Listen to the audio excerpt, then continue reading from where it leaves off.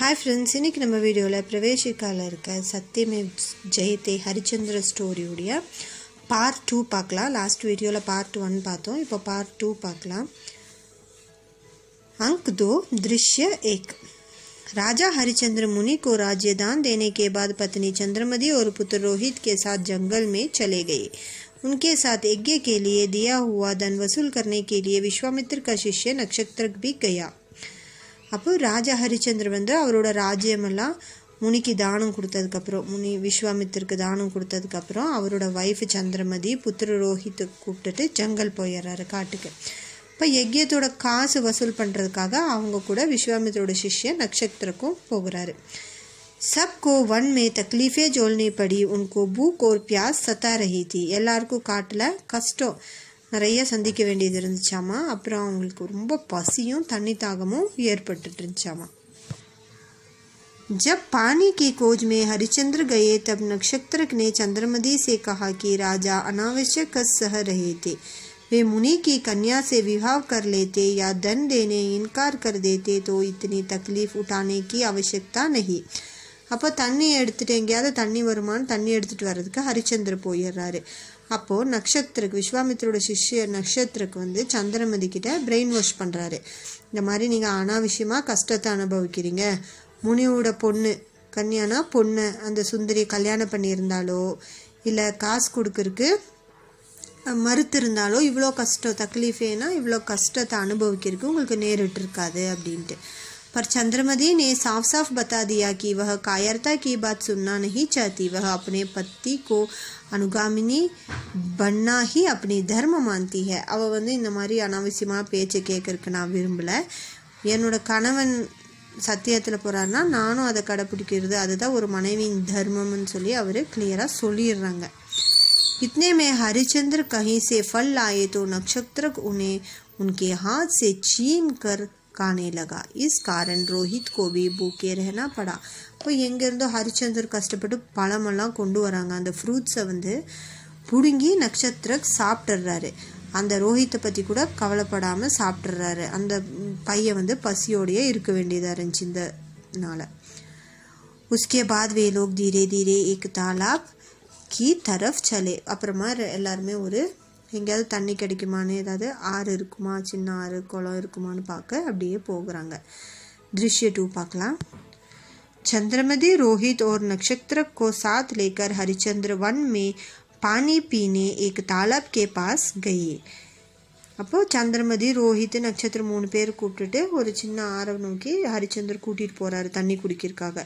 इनको देखते ही इनको खाने की इच्छा में जंगल का मालिक बेताल खुशी से नाचने लगा। அப்போ அங்கே அந்த காட்டில் வசிக்கக்கூடிய ஒரு ராட்சச பேத்தாள்ன்ற ராட்சசை இவங்களை பார்த்துட்டு இவங்க சாப்பிட்றலாம், நமக்கு நல்ல தீனி கிடச்சிச்சின்னு ரொம்ப சந்தோஷப்பட்டா அப்படியாமா. ஹரிச்சந்தர் கோ மாலும் ஹுவா கி உஸ் பேத்தாள் கே காரன் ஹி, ஹரிச்சந்தர் தெரிஞ்சிட்டாரு அந்த பேத்தாளோட காரணத்தினால தான் வஹ தப்போவன் ஜங்கல் பனா ஹுவா ஹே, அந்த தபம் செய்யக்கூடிய வனம் வந்து ஜங்கலா காடா மாதிரி இருக்கு. बेताल ने कहा कि उसकी आज्ञा के बिना वे उस तालाब का पानी नहीं पी सकते। அந்த ராட்சசன் என்ன சொல்கிறான், அவனோட அனுமதி இல்லாமல் அதில் வந்து ஒரு சொட்டு தண்ணி கூட நீங்கள் குடிக்க முடியாது. உன்கா அட்டஹாஸ் தேக்கர் சப் டர்னே லகே. அப்போ அதோட அட்டகாசத்தை பார்த்துட்டு நட்சத்திரக்கு ரோஹித் சந்திரமதியெல்லாம் ரொம்ப பயந்துட்டாங்க. ஹரிச்சந்தர் நே உசே யுத் கர்கே உசே மார் டாலா. ஹரிச்சந்தர் அவனோட சண்டை போட்டு அவனை அடித்து கொண்டு வர்றாரு. இப்போ दृश्य 3 பார்க்கலாம். जंगल में रात के समय चंद्रमती रोहित और नक्षत्रक जमीन पर लेट कर सो रहे थे। तब हरिचंद्र हाथ में तलवार लेकर उनकी रक्षा कर रहे थे। இப்போ காட்டில் சந்திரமதி ரோஹித் நட்சத்திரம் 3 பேர் தூங்கிட்டு இருக்காங்க. அவங்க பக்கத்துலேயே அவங்கள பாதுகாப்பு பண்ணிட்டு ஹரிச்சந்திர வாளோட உட்கார்ந்துட்டு இருக்காங்க. उनकी रक्षा करते करते वे सोच में पड़ गए कि ऋण चुकाने की अवधि बहुत पास आ रही थी, धन चुकाने का प्रबंध कैसे करे। அவர் அவங்கள பார்த்துட்டு யோசிச்சுட்டு இருக்காரு, இந்த மாதிரி எப்படி நம்ம டியூ டேட்டு பணம் செலுத்த வேண்டிய டேட்டு ரொம்ப கம்மியாக இருக்குது, எப்படி பணம் சம்பாதிக்கிறதுன்னு யோசிச்சுட்டு இருக்காரு. उसी समय चंद्रमती ने जाग कर अपने स्वप्न के बारे में पति से कहा कि भगवान शंकर ने स्वप्न में कहा कि यदि वे काशी आएंगे तो उनका कष्ट दर होगा। उसके बाद सब काशी की ओर रवाना हुए। இப்போ சந்திரமதி கனவு வந்திருக்கு. அவங்க கனவை பற்றி அவங்க தூக்கத்தில் எழுந்திரிச்சு அவங்க கணவர்கிட்ட சொல்கிறாரு. என்னென்னா, பகவான் கடவுள் சங்கர் அவங்களோட சிவன் அவங்களோட கனவுல வந்து நீங்கள் காசிக்கு வந்தால் உங்கள் கஷ்டம் குறையிறதுக்கு வாய்ப்பு இருக்குது அப்படின்னு சொன்னதாக. அப்புறம் சரின்ட்டு எல்லாம் காசி நோக்கி கிளம்புறாங்க.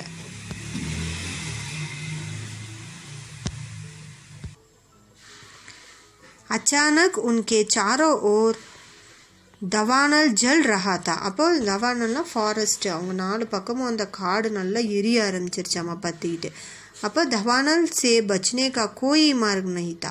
அதுலேருந்து தப்பிக்கிறதுக்கு இவங்களுக்கு ஒரு வழியும் இருக்கு இல்லையாமா. वो अंत चंद्रमती ने अग्निदेव की प्रार्थना करते हुए कहा कि वह पतिव्रत हो तो अग्नि शांत हो जाए. उनकी प्रार्थना मानकर अग्निदेव शांत हुए.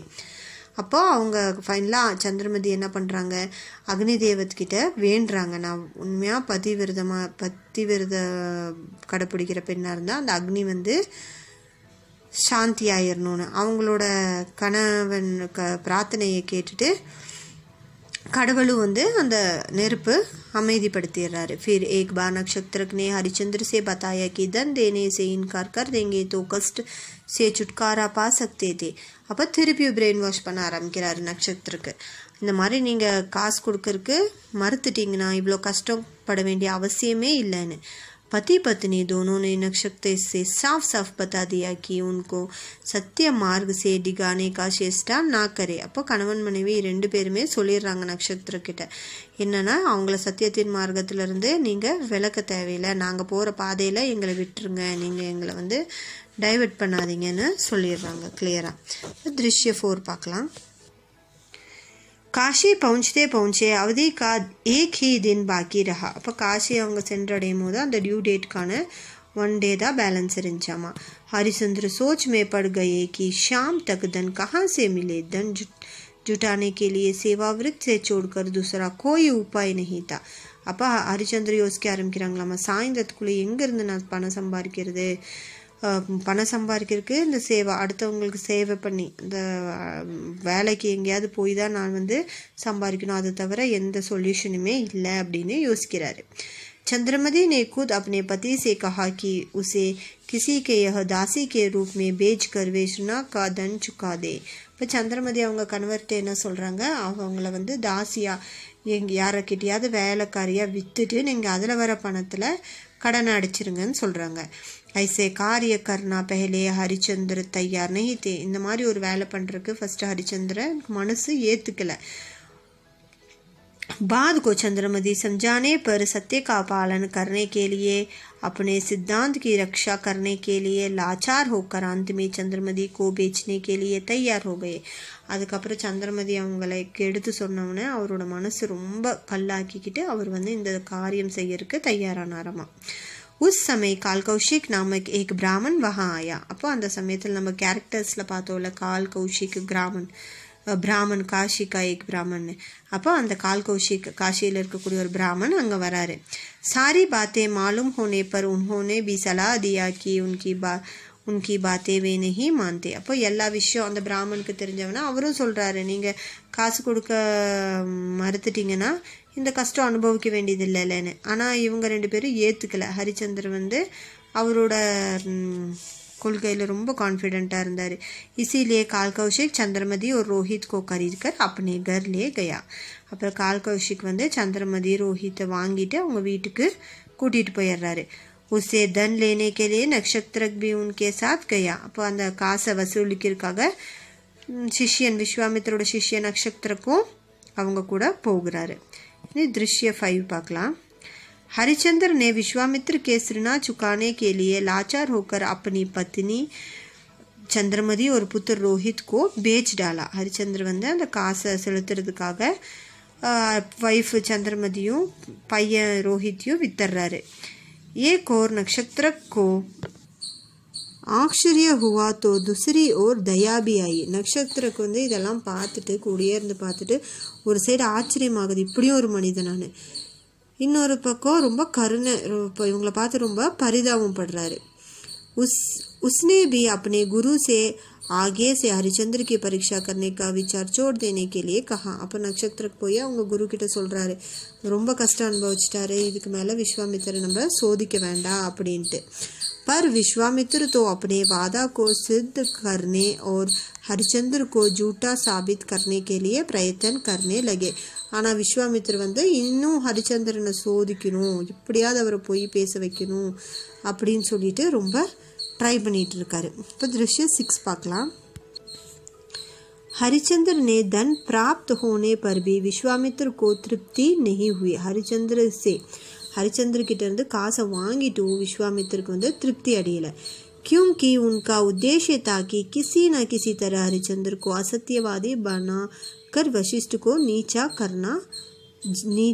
दिखाना है. அப்போ அவரோட ஏம் என்ன, எப்படியாவது ஹரிச்சந்திர வந்து தோக்கடிச்சு வசிஷ்டர் கிட்ட ஜெயிக்கணும் அப்படின்ட்டு தான். इसीलिए उन्होंने नक्षत्र के द्वारा हरिचंद्र को धोखा देकर और भी कष्ट पहुंचाना चाहते थे. அதனால அவர் அவரோட சிஷ்ய நட்சத்திர மூலியமா விஸ்வாமித்திரருக்கு இன்னியும் கஷ்டம் கொடுத்து அவரை எப்படியாவது தோக்கடிச்சு இவர் ஜெயிக்கணும்னு விரும்பினாராமா. नक्षत्र के भीगे कपड़े से रोते हुए हरिचंद्र के पास आकर बताया कि जब वह धन की गठरी को गंगा के तट पर रखकर संध्योपासना कर रहा था, तब एक सांड ने आकर गठरी को गंगा में लुटका दिया. அப்போ அவர் என்ன சொல்றாரு, அவர் அந்த பணமுள்ள அந்த ஸ்வர்ண முத்திரைகள் இருக்கிற அந்த பாட்டை வந்து ஒரு ஓரமாக வச்சுட்டு ஸ்நானம் பண்ண போகும்போது ஒரு மிருகம் வந்து அதை தட்டி விட்டு அது தண்ணியில் விழுந்து போயிருச்சு அந்த கட்டரி அந்த பாட்டு அப்படின்னு சொல்கிறாரு. उसी समय विश्वामित्र भी वहाँ आ पहुँचे. அப்போ அந்த சமயத்தில் விஸ்வாமித்திர அங்கே வந்துடுறாரு. शिष्य की असावधानी पर क्रोध कर शाप देने तैयार हो गए. அவரோட இதெல்லாம் ஒரு நாடகம், விஸ்வாமித்திரரும் நட்சத்திரக்கும் ஏற்படுத்தின நாடகம் தான் இது. அப்போ அவர் வந்து சாபம் கொடுக்கறக்கு, இவ்வளோ ஒரு அசால்ட்டாக இருக்கிற அந்த சிஷ்யனை பார்த்துட்டு சாபம் கொடுக்கறக்கு ரெடி ஆகுறாரு. नक्षत्रक ने भयभीत होकर हरिचंद्र से गुरुजी के क्रोध से रक्षा करने की प्रार्थना की. இப்போ நட்சத்திரக்கா குருஜியோட கோவத்தை பார்த்து பயந்துட்டு ஹரிச்சந்திரகிட்ட அந்த கோவத்திலேருந்து என்னை காப்பாற்றுங்க, எப்படியாவது என்னை இதிலேருந்து விடுவிடுங்கன்னு சொல்லி ஹரிச்சந்திரகிட்ட கேட்டுக்கிறாரு. हरिचंद्र ने भी रहम दिल से अपने को बेच कर मुनि का धन दिलाने का वादा किया. ஹரிச்சந்திரனும் சொல்கிறாரு, நான் என்னையை வித்தாவது உங்களுக்கு எப்படியாவது அந்த காசை கொடுத்துட்றேன், தண்டிக்க வேண்டாம் நட்சத்திரக்கன்னு சொல்லிட்டு ஹரிச்சந்திரன் சொல்கிறாரு. ஏன்னா ஹரிச்சந்திரக்கு இவங்க நாடகமெல்லாம் தெரியாது. அடுத்தது नक्षत्र के एक ऊंचे स्थान पर खड़ा होकर बिक्री की घोषणा करने लगा. அப்போ நட்சத்திரக்கு வந்து ஒரு உயரமான இடத்துல ஏறி நின்றுட்டு ஏழை விட ஆரம்பிக்கிறாரு. இந்த மாதிரி விற்க போகிறோம் ஹரிச்சந்திரனை, யாராவது வேணும்னா வாங்கிக்கோங்க அப்படின்னு சொல்லிட்டு கோஷம் விடுறாரு. அப்போ வீரு நாமக்கு एक चंडाल ने धन देकर हरिचंद्र को खरीद लिया. அப்போ அங்கே வீருன்ற ஒரு சண்டால் கேரக்டர்ஸில் பார்த்தோம்ல, பிணத்தை எரிக்கக்கூடியவர், அவர் அங்கே வந்து சேர்றாரு. அவர் காசு கொடுத்து ஹரிச்சந்திரனை வாங்கிட்டு போயிடுறாரு. अपने को बेचकर स्वर्ण मुद्रों को मुनि के हाथ में देकर तृणामुक्त हुए. बाद को वे वीरू के साथ चले. அப்போ அவரையே விற்று அவர் அந்த காசை வந்து முனிக்கு கொடுத்துட்டு அவர் அந்த வீரு கூட போயிடுறாரு அடிமையா. नक्षत्रक और विश्वामित्र दोनों आश्चर्य के साथ देखते रहे. இதை பார்த்து நட்சத்திரக்கு விஸ்வாமித்திர ரெண்டு பேர் ரொம்ப ஆச்சரியமாக பார்த்துட்டு இருந்தாங்களாமா ஹரிச்சந்திரனை. इतने होने पर भी विश्वामित्र को तृप्ति नहीं हुए. वे यह देखना चाहते थे कि पराधीन होकर हरिचंद्र कैसे अपना सत्य का पालन करते हैं. அப்படி எப்படின்னா விஸ்வாமித்திர இத்தனையும் பார்த்து அவர் ஆச்சரியம் அடைஞ்சோ திருப்தி அடையலை. அவர் இன்னும் என்ன பார்க்க நினைச்சாரு, அடுத்தவங்கிட்ட அடிமையாக போய் ஒரு பணத்தை எரிக்கக்கூடிய வேலையை எப்படி ஹரிச்சந்திரன் பண்ணுவார், அதை பண்ணிட்டு எப்படி அவரோட சத்தியத்தை காப்பாற்றுவாருன்னு சொல்லி பார்க்க விரும்பினார். இதோட அங்க் 2 முடிஞ்சிச்சு. நம்ம அடுத்த வீடியோவில் இதோட பார்ட் 3 பார்க்கலாம். இதில் உங்களுக்கு ஏதாவது டவுட் இருந்தால் கமெண்ட் செக்ஷனில் கமெண்ட் பண்ணுங்கள். தேங்க்யூ.